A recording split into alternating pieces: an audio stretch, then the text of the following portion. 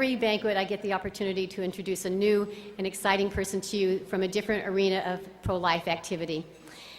Our speaker tonight, many of you probably know him better than I do. You all listen to him. He graduated from Harvard University, cum laude, and University of Michigan Law School. He has worked in the White House under Presidents Nixon and Reagan. He also teaches constitutional law at Chapman University School of Law, where you were this morning, right? Teaching this morning.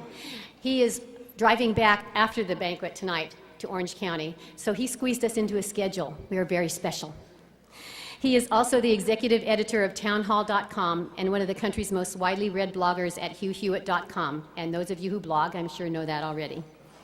He is a much sought-after speaker whose most requested topics include very heady things for me: the political and cultural climate of the United States, the future of the rule of law in the Supreme Court, and the role of the United States in the world. Try to wrap your minds around those. He is the author of 8 books, including his latest, which I thoroughly enjoyed reading, and I really recommend it to you, A Mormon in the White House, 10 Things Every American Should Know About Mitt Romney. You really should go out. I liked that. It was very good. Our speaker has a nationally syndicated talk show that can be heard on KMJ 580 from 8 to 10 p.m. weeknights, which is where most of you listen to him. Hugh Hewitt and the fetching Mrs. Hewitt live in Southern California. And he's only going to be here for these few hours, so he's not going to really get to know us very well. So we need to give him a very warm welcome and let him know how much we love him.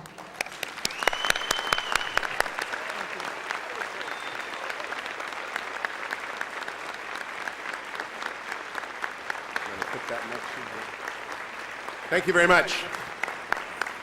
April, I really am very pleased to be here. I got to meet some of you earlier tonight, and I have never been in Visalia before, and as a result mispronounced it for 2 weeks before coming up here.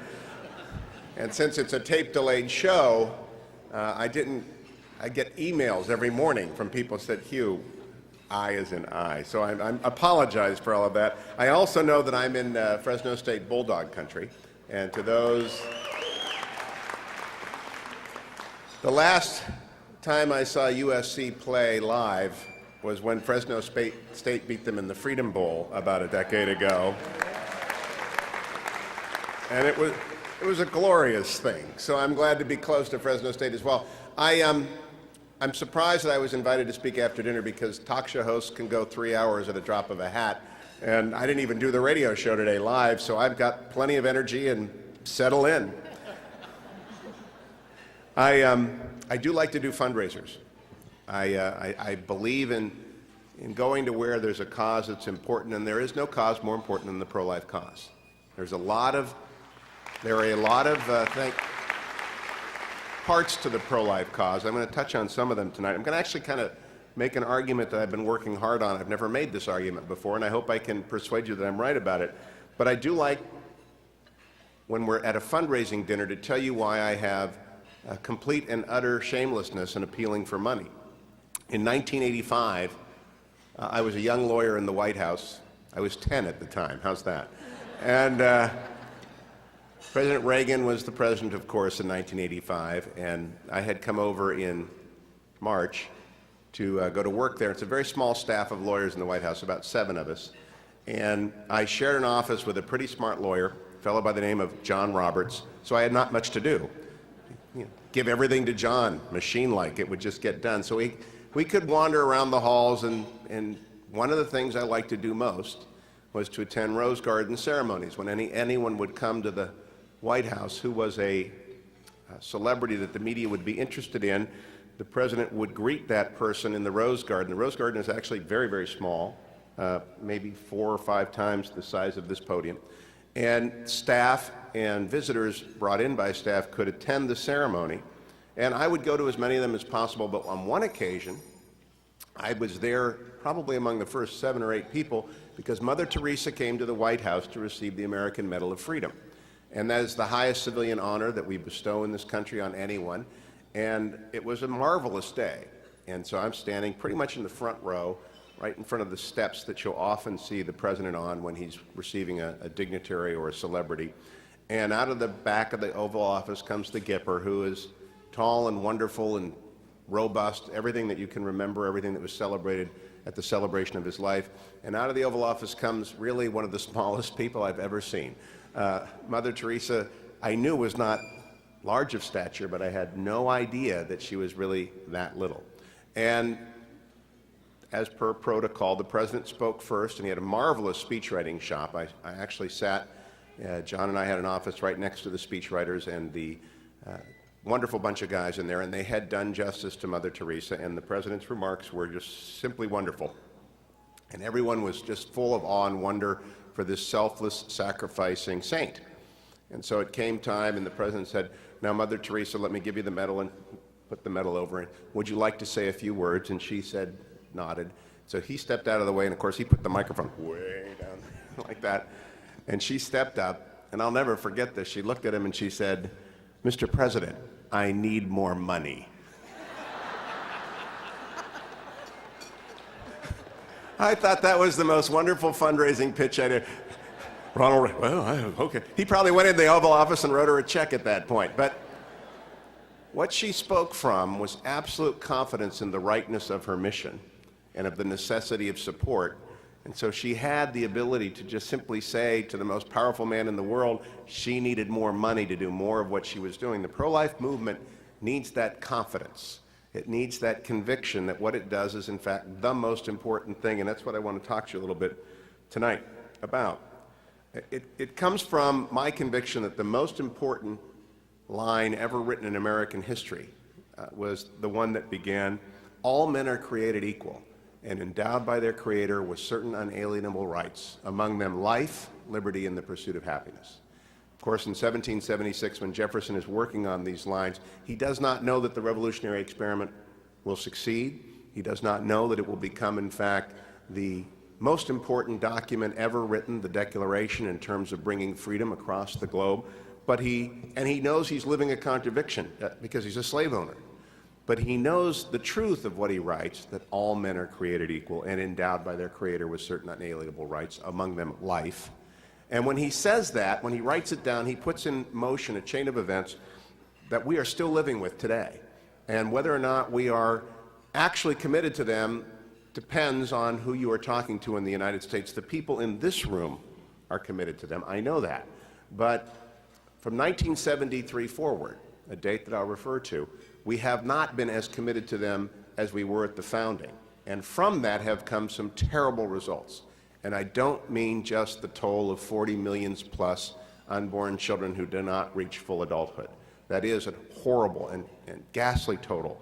But even more than that, the numbers, the staggering cult of death that's become not just in the United States but global is the legacy of that. Driving here tonight and over the previous week, I've been listening to two books. One of them is by a man by the name of Omar Nassiri, entitled Inside the Jihad, My Life with Al-Qaeda. The second one is by Jeffrey Toobin, whom many of you might see on CNN. I listened to half of this book on the way up tonight. I'll listen to the rest of it. It just tells me what I've known. It's sort of a liberal's view of what's going on in the Supreme Court since 1968 and the appointment of Warren Burger, with particular attention paid to Justice O'Connor's journey and Justice Kennedy's journey over that period of time. And believe it or not, these books are deeply, deeply connected. The cult of death that is Al-Qaeda has a history. It came from a particular place. I do not mean to go through with you in great detail tonight where the enemy that we are fighting internationally evolved from, but the brief history is simply this. In the late 40s and early 50s, an Egyptian intellectual by the name of Sayyid Qutb fled King Farouk. King Farouk was persecuting those whom he believed might oppose him on theological grounds, and Sayyid Qutb came to the United States, where he first went to New York and then D.C. and then to Greeley, Colorado, where he enrolled in the Colorado State Teachers College. And at the Colorado State Teachers College, he became enraged with American culture, particularly the Baptist dances. I met a couple of Baptist pastors here tonight. You might be a little bit stunned to know that it was your church that, in fact, launched Al-Qaeda. But it's true.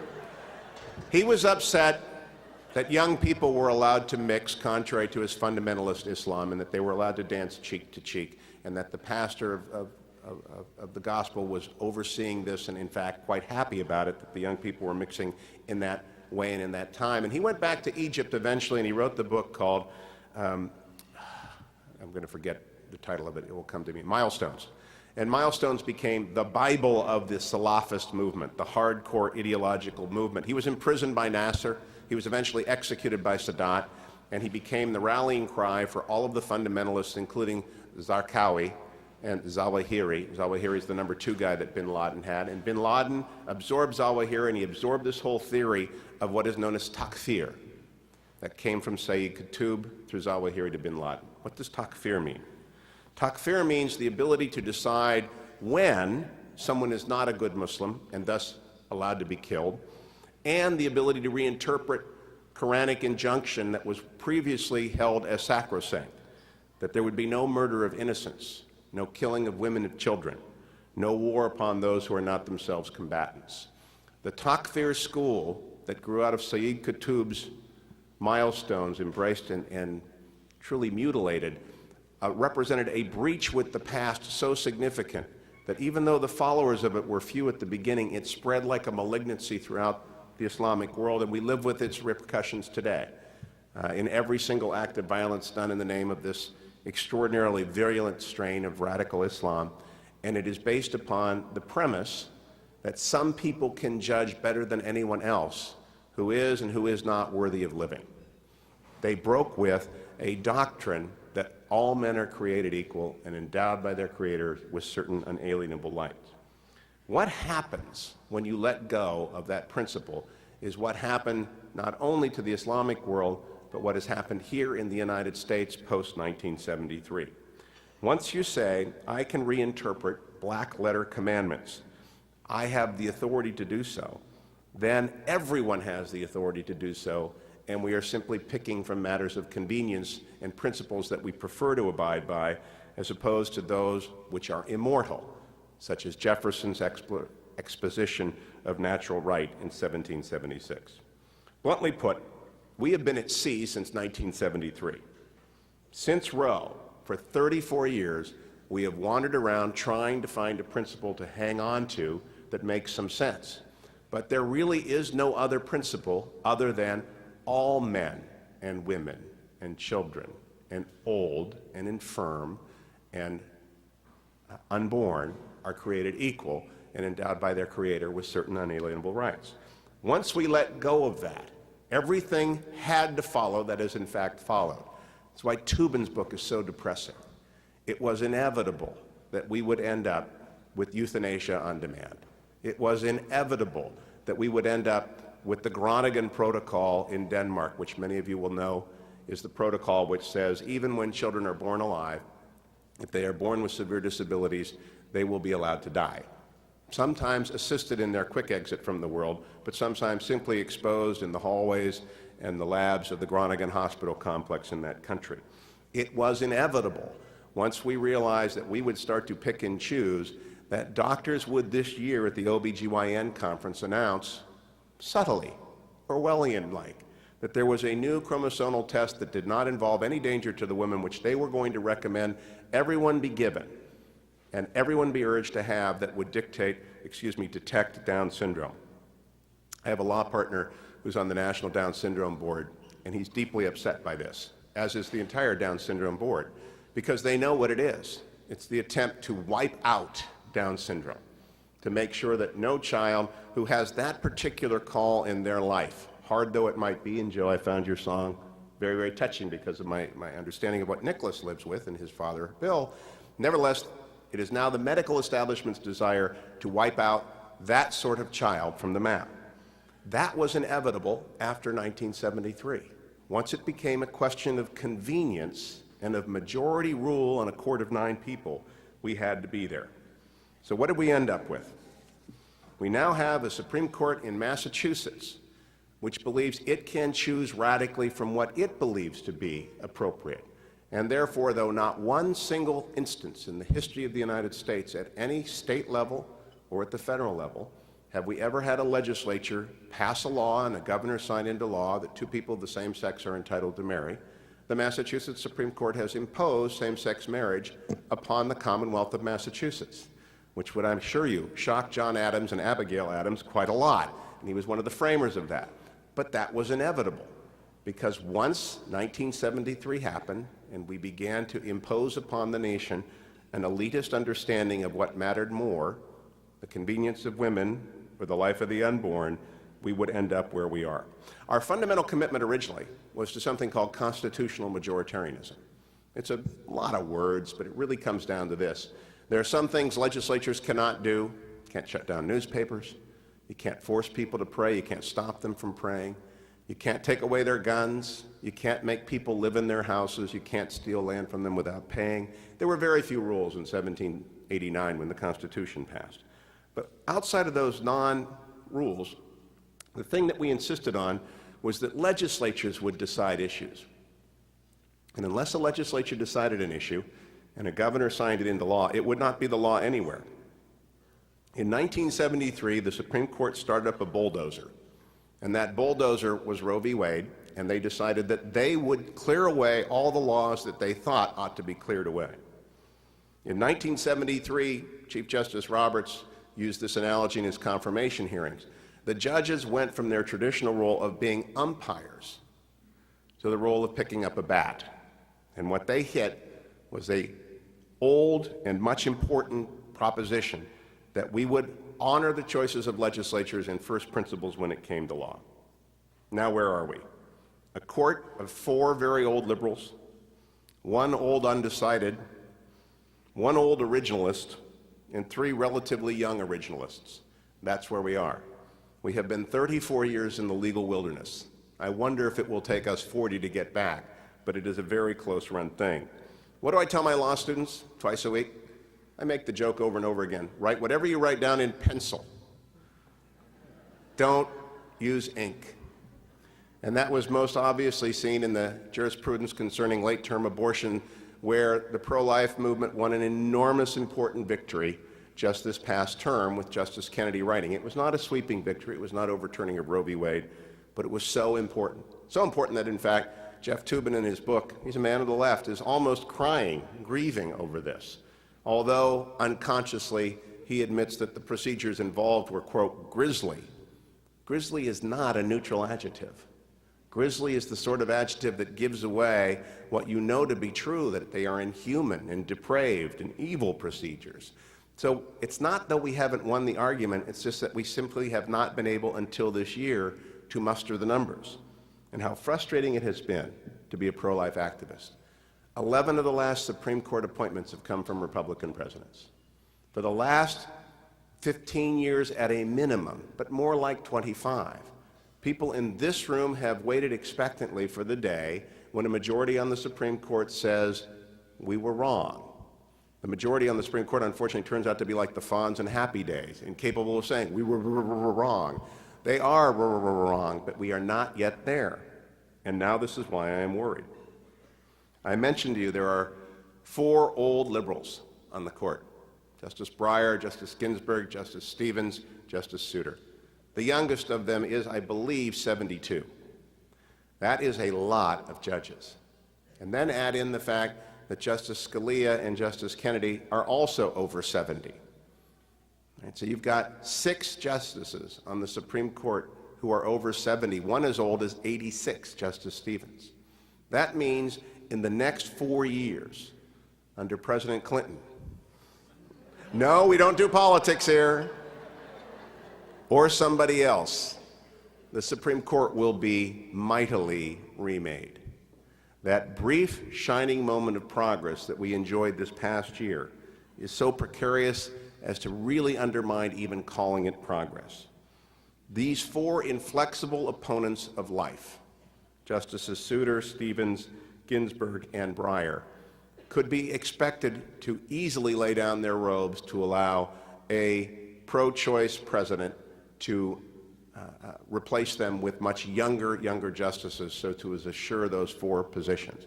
I would be willing to bet everything that if it is a President Clinton, she will have at least 3 and possibly 4 Supreme Court appointments. Maybe even more.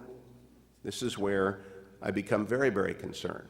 Justice Thomas is not yet 70, but he is, as we like to say in the clothing trade, prosperous. He's been eating well and eating a lot. He's a good man. But we forget that life and actuarial tables are not for the normal Justice Stevens lifespan. I don't think he'll ever retire, and I hope God keeps him in that place for a very long time. Justice Kennedy is part of the pro-life majority, and Justice Scalia are also north of 70.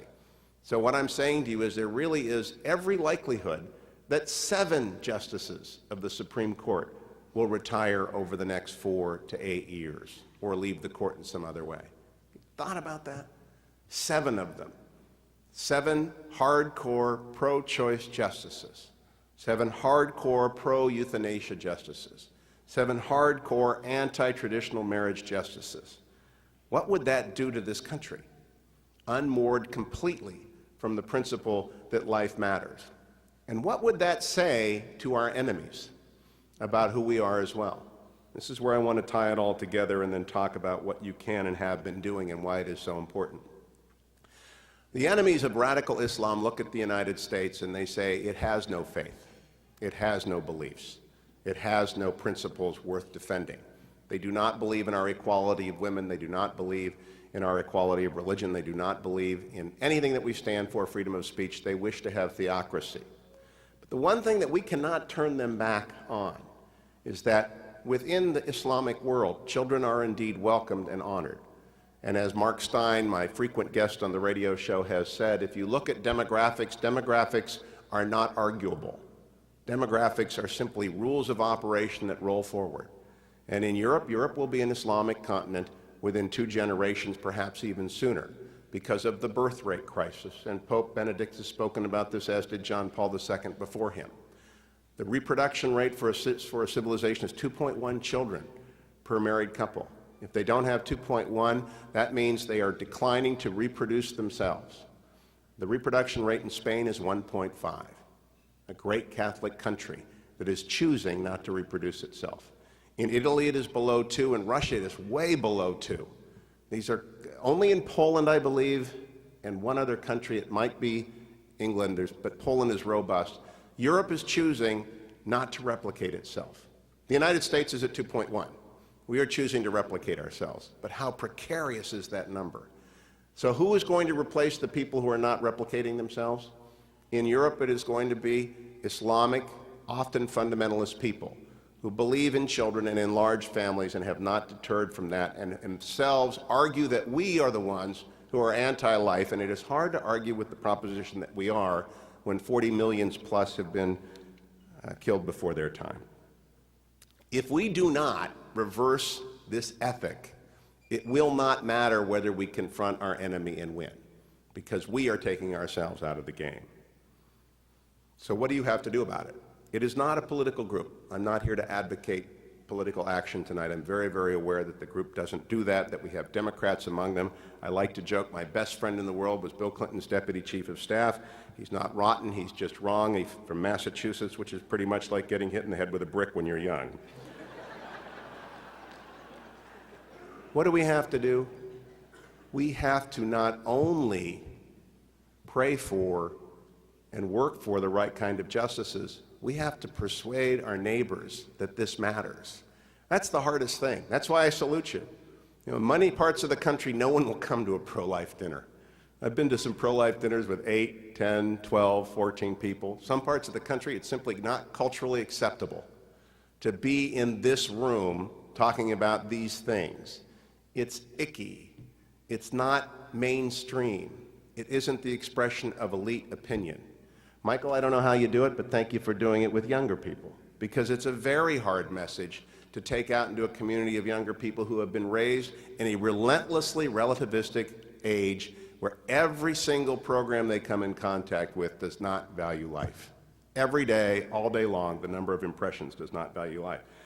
But because you are here, I still have hope that the next president will be someone who understands that you do exist, and that the next Supreme Court will understand that those 34 years have been wrong from the beginning and have to be reversed, and that we have to start welcoming those babies.